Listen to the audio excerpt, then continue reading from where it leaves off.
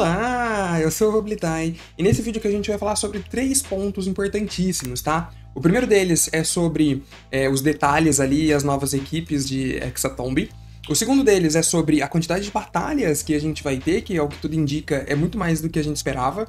E o terceiro deles é um problema que eu vislumbro aí, eu quero muito saber a opinião de vocês, tá bom? Então já deixa o like, se inscreva no canal e vem comigo pra gente conversar mais sobre Hexatomb.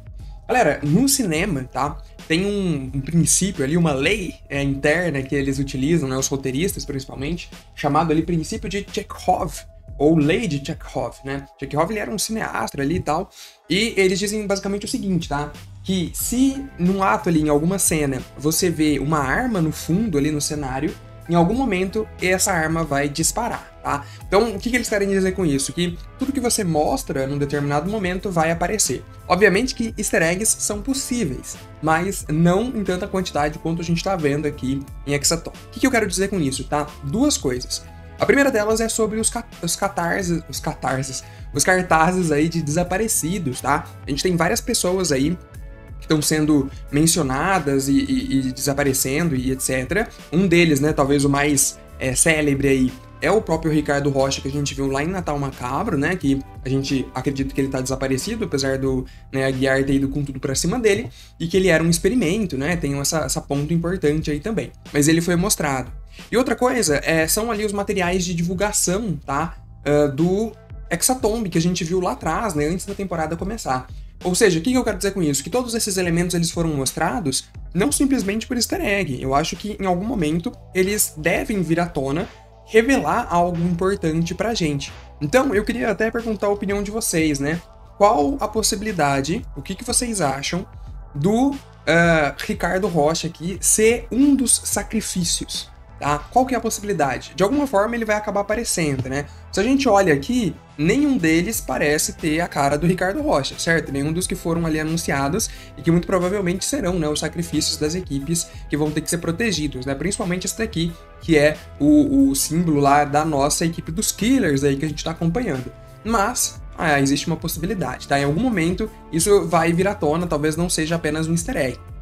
E também os materiais promocionais aqui, né? Eles podem revelar pra gente, inclusive, as outras equipes que vão estar participando do Hexatomb, né? Eu vi essa teoria no Instagram e eu achei muito legal, tá? Basicamente eles falam o seguinte, que como esses elementos eles foram apresentados antes e até agora eles não têm nenhuma correlação com o que a gente tá vendo em cena, pode ser que esse aqui seja responsável pelas outras equipes. Dessa forma, né, a gente teria ali a equipe dos Killers, a gente teria a equipe do Psicoleira, a dos Transtornados, e a gente teria as outras 3 equipes, já que são 6 no total, formadas ali por aqueles elementos que a gente já viu antes. Então a gente tem aqui a questão dos pássaros, né, aquele texto que eu já fiz vídeo, inclusive, aqui no canal, analisando e revendo algumas coisas. Então pode ser que uma dessas equipes sejam esses pássaros que eles comentam aqui nesse material de divulgação que a gente analisou muito, e outro deles seja aqui a equipe das armaduras, né, eles tenham ali o forte, né, a característica principal dessa outra equipe sejam essas armaduras, esses artefatos medievais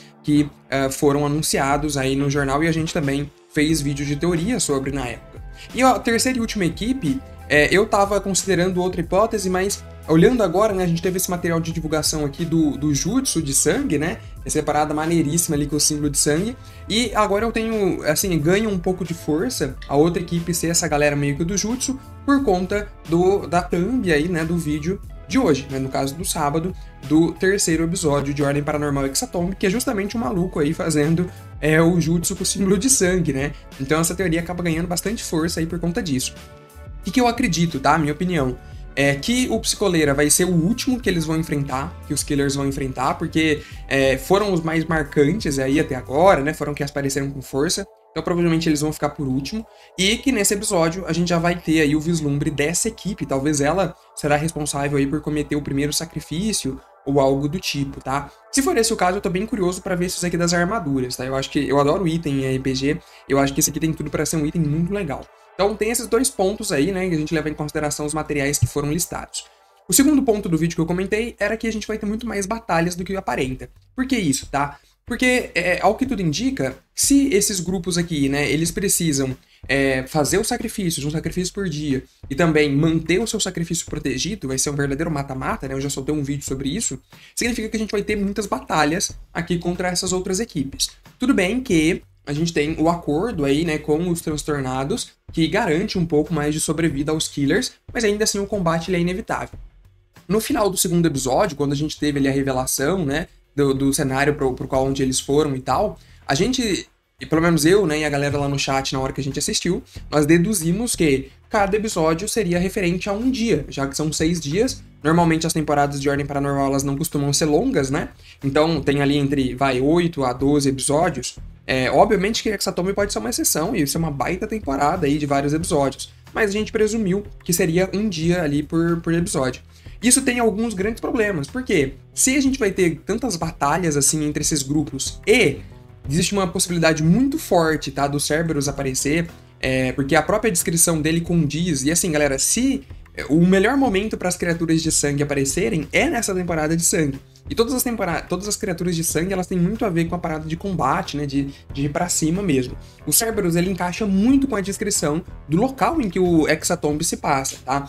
A gente acredita aí que é uma dimensão diferente, né, como se fosse uma dimensão infernal, igual eu comentei em outro vídeo, e o Kerberos, ele é a criatura que se encaixa como uma luva, ele se encaixa perfeitamente nessa dimensão. Então pode ser que, ou lá no final, né, pra chegar no último, no lugar para fazer o último sacrifício, alguma coisa assim, o Cerberus vai ter que ser combatido, ele vai ter que ser enfrentado. E olha só o que ele fala pra gente, né? Que o Kerberos, ele só pode ser manifestado em um inferno. Então a gente acha que a gente tá numa dimensão infernal, faz todo sentido ele estar aqui, né? Ou seja, uma área paranormal tomada pelo sangue. O que é o Hexatomb que não isso, né? Que não uma área paranormal tomada pelo sangue.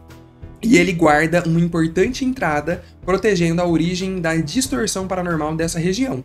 Faz muito sentido eles, no final, terem que ir e fazer o último sacrifício lá, né, na frente ali, passando pelo Cerberus para que isso aconteça, né, e o final do Hexatomb venha. Então a gente vê aí vários combates que estão se desenhando, tá? O Cerberus tem uma chance muito grande de aparecer, principalmente porque ele encaixa como uma luva nessa situação, e a gente tem aqui uma treta rolando com as outras equipes que, cara, invariavelmente uma hora ou outra vai acabar em combate. E aí a gente chega num problema, né, que é a terceira etapa do vídeo que eu comentei com vocês. Olha, se a gente vai ter tantos combates assim, não faz sentido caber tudo, né? Cada dia corresponder a um episódio. A gente vai ter resposta sobre isso hoje à noite.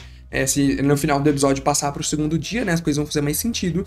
Mas talvez fique um pouco rushado, vocês não acham? A gente fazer o dia inteiro ali em um episódio, ainda mais se tiver combate, eu acho que as coisas podem ficar um pouco corridas e isso me preocupa um pouco, tá? Como que eles vão caber tudo que acontece em um dia, né? Em um episódio ali. E principalmente se tiver combate, que é algo que rola, vai 30, 1 hora, talvez até mais ali de combate envolvendo as criaturas. Tudo bem que o combate narrativo, né, que a gente falou também no vídeo passado aí, ele é mais rápido, ele agiliza bastante as coisas, e talvez aí esteja o motivo do Cellbit ter escolhido utilizar essa regra opcional do combate narrativo dentro do Hexatomb, né, para agilizar um pouco as coisas, mas eu não sei, tá?